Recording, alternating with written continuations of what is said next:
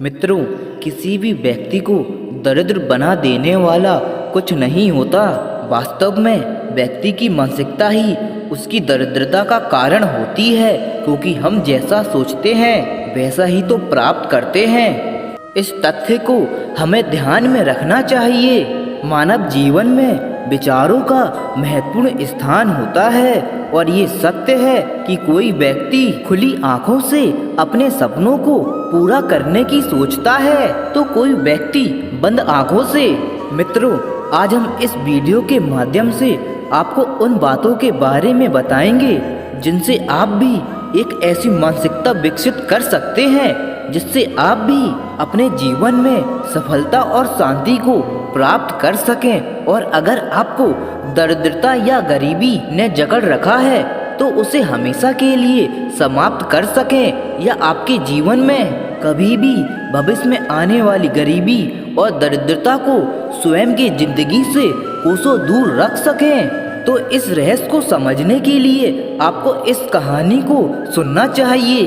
एक समय की बात है, गांव में एक मास्टर जी ने अच्छी शिक्षा देने के उद्देश्य से एक स्कूल की स्थापना की। उस स्कूल में बहुत सारे शिष्य पढ़ने आया करते थे। मास्टर जी भी लगन और मेहनत से और बिना किसी लोभ लालच के ईमानदारी से बच्चों को बेहतर से बेहतर शिक्षा देने में जी तोड़ मेहनत कर रहे थे। एक दिन मास्टर जी और उनका शिष्य गांव में शिक्षा के प्रसार के उद्देश्य से गांव का भ्रमण कर रहे थे। जब वे चल रहे थे तो एक बड़े खेत के पास पहुँचे। वहाँ उनको जोरों की प्यास लगी थी। उन्हें उस बड़े से खेत के बीच में एक झोपड़ी दिखाई दी। मास्टर जी और उनका शिष्य उस घर के पास जाते हैं और दरवाजे के पास जाकर आवाज लगाते हैं। कुछ ही देर बाद दरवाजा खुलता है और अंदर से एक व्यक्ति आता है जिसके साथ में उसकी पत्नी और 3 बच्चे भी होते हैं, जो बहुत ही गरीब और दरिद्र अवस्था में दिख रहे थे। वो बहुत ही पुराने और फटे हुए कपड़े पहन रखे थे। मास्टर जी उन लोगों से विनम्रता भरी आवाज में पूछते हैं, क्या हमें पीने के लिए पानी मिल सकता है क्या?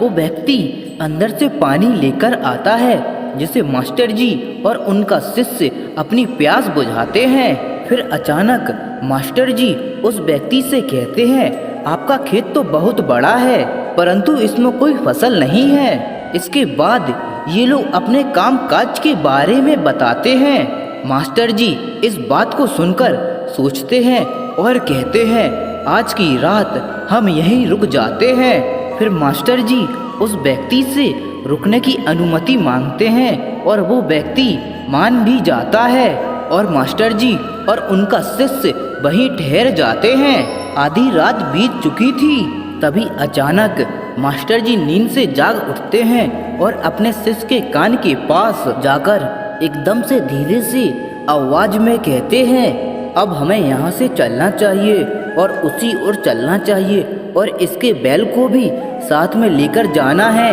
और जंगल में एक किसी दूसरे व्यक्ति के यहाँ छोड़ देना है। मास्टर जी के इस प्रकार की बातों के कारण शिष्य थोड़ी देर के लिए अचंभित हो गया, क्योंकि यही वो मास्टर जी हैं जो इतना ज्ञान दिया करते थे, परंतु आज पहली बार किसी व्यक्ति के साथ गलत करने की सलाह देते।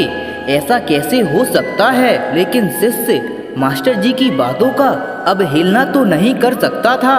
आखिरकार मास्टर जी और शिष्य जंगल की ओर बढ़ते हैं। जब उन्होंने उसके बैल को कहीं दूर ले जाकर एक किसी दूसरे व्यक्ति के यहाँ छोड़ देते हैं, जहाँ से उन बैलों का वापस आना तो बहुत ही मुश्किल था। इसके बाद वो मास्टर जी और शिष्य वहाँ से निकल जाते हैं। लेकिन शिष्य हमेशा सोचता रहता था कि आखिर मास्टर जी ने उस भले और गरीब इंसान के साथ ऐसा क्यों किया। लगभग 10 वर्ष बीत जाते हैं और वो शिष्य खुद एक बड़ा व्यापारी बन जाता है।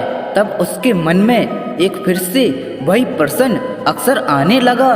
फिर एक दिन उसने सोचा कि क्यों ना उस गरीब व्यक्ति से मिला जाए जिसके बैलों को हमने किसी और के यहाँ छोड़ा था और उसे कुछ आर्थिक सहायता दे दें। जिससे उसका जीवन खुशहाल बन सके।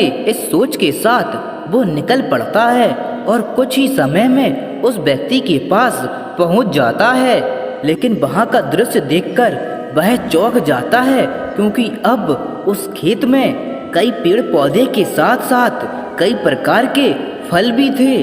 लेकिन वहाँ उस झोपड़ी की बजाय एक विशाल और सुंदर महल था। इसे देखकर शिष्य के मन में विचार आता है कि शायद वो व्यक्ति सब कुछ बेचकर इस जगह पर बस गया होगा। और यही सोचते हुए वो फिर से उस व्यक्ति के पास जाकर कहता है, शायद आप मुझे नहीं पहचानते। कुछ वर्ष पहले हम एक दिन मिले थे। तब वो व्यक्ति कहता है, मैं आपको कैसे भूल सकता हूँ, आप तो उस दिन बिना बताए ही यहाँ से चले गए थे और उसी दिन हमारे बैल भी पता नहीं कहाँ चले गए थे, वो वापस नहीं आए। कुछ दिनों तक मैं बहुत परेशान था, कुछ समझ नहीं आ रहा था कि अब क्या करें, परंतु जीवन जीने के लिए कुछ ना कुछ तो करना भी जरूरी था। इसलिए मैंने लकड़ियों को काटकर बेचने का काम शुरू किया। जो भी पैसे मुझे मिले उनसे मैंने अपने खेतों में लगाकर फसलें उगा ली। मैंने जी तोड़ मेहनत की, क्योंकि मुझे इस तरह से खेती करने में बहुत ज़्यादा मन लग रहा था।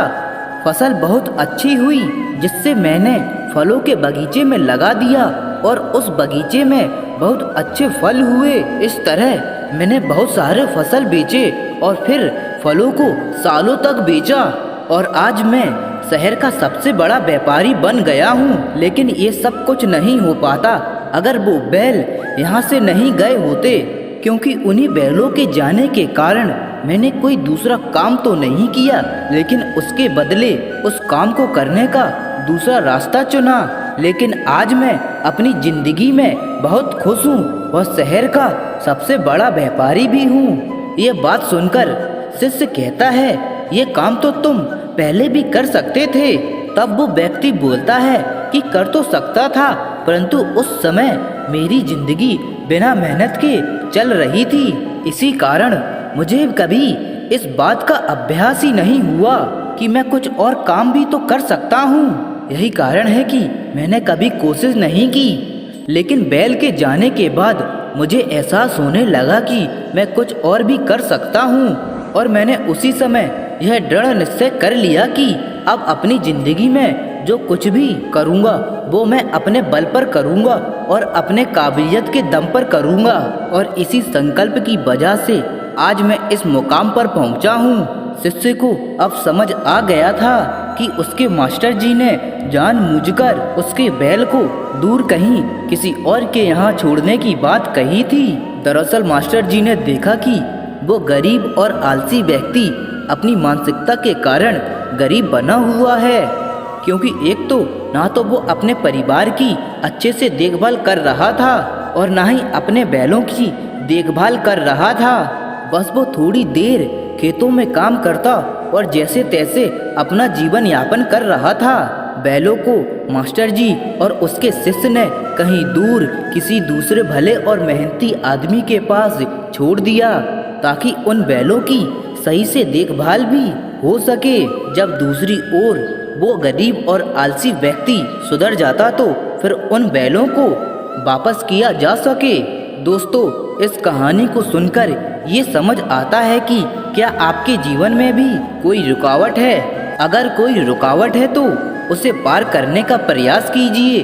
जो आपके पास है उसे खोने का तो वह बिल्कुल मत कीजिए, क्योंकि आपके पास पाने को तो बहुत कम है, लेकिन सफलता के बाद पूरी दुनिया आपकी है।